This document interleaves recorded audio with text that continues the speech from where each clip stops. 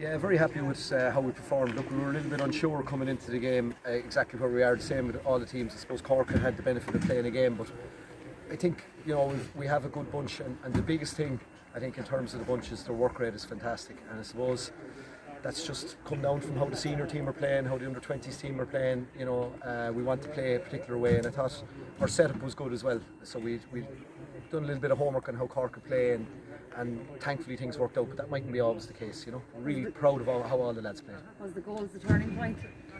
I thought we were in the game before that, but obviously to get 2 goals just before half time, Adam did really well to put them away. But again, they came from really hard work out the field. But I think it wasn't 1 or 2 individual scores, it was really a squad effort and everybody working really, really hard, and that's the most pleasing thing about today.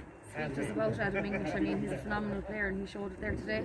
Adam's a really good player. He was with us last year and played really well, but I think the biggest compliment I could play Adam is he's a great leader. He's very humble about the ability that he has, and he's a really bright future, I think, with Doon and with the county hopefully as well. But he's a great guy, and when we were looking at who we were going to have captain for the year, he's an obvious player in terms of Adam, and it's just been brilliant. Speaking of a solid player, I think Tomas inside and goals was certainly solidly plenty of saves, and oh my God, what a display of saves he put on. Yeah, Tomas has been great all year, and Mike Sheehan as well. The two of them have really been. It's very hard to pick a goalie, particularly when we've had so little collective training, so there's not much between them. But Tomas again is a really, really good lad, and plays outfield for Doon at certain levels. But he's been great now and really showed maturity there today, and the lads in front of him defended really well as well. How did you find the experience today? No crowd, no, the boys obviously didn't mind. Yeah, it's different. There's no point saying it. But look, we're just really, really happy that we're getting the opportunity to play. And look, even if we hadn't been successful today, we still would have been delighted that the lads have had that opportunity. And they've worked so hard.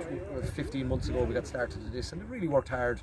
And look, the main thing for us is, regardless of whether we win or lose, that we're producing players going forward, and hopefully from today's group we'll get a number of players out of that. Munster final to look forward to now. Yeah, and look, that's great, but look, we'll have a really, really big challenge. Like Tipperary and Waterford are probably the 2 best teams, I'd say, in the competition that are playing today. So whoever comes through there, I think, will be strong favourites for the final. But look, we'll be there doing our best anyway. Diarmuid, you must be pleased. A great spread of scores. I think all 6 years starting forward scored. It's always a good sign of any team. Yeah, lads did really well. We had a little bit of a blow early on when Dylan Lynch had to go off with a hamstring, and Josh came in and worked really, really hard. But again, Colin, it's the collective effort. I'd agree with you. Lads working hard and giving the ball to lads in better positions. Not worried about, with very few Hail Mary shots there. We were kind of consistent in terms of where we were shooting for scores, and thankfully a lot of them went over. It must have been difficult during the week, Diarmuid, to tell players in the extended squad that they can't be here today. You would hope, I suppose, there might be a change of mind on that ahead of the final, would you? I think there has to be. Look around today, there's nobody here. With respect to the lads that are here in yellow jackets, do they need to be here instead of players that are here? Nobody's going to have a riot with an empty stadium like this. I just think it was really tough. I've been involved in sport a long time, and Thursday night to tell 10 players that they couldn't be here, I think it was very, very difficult, and that they had to tune in. The only thing we did say is, look, they'll be back training with us on Tuesday night, and that's great. But I think a little bit of common sense here, Colin. Lads don't get to a provincial final too easy. We don't want to get anybody in that shouldn't be in. They'll be socially distanced.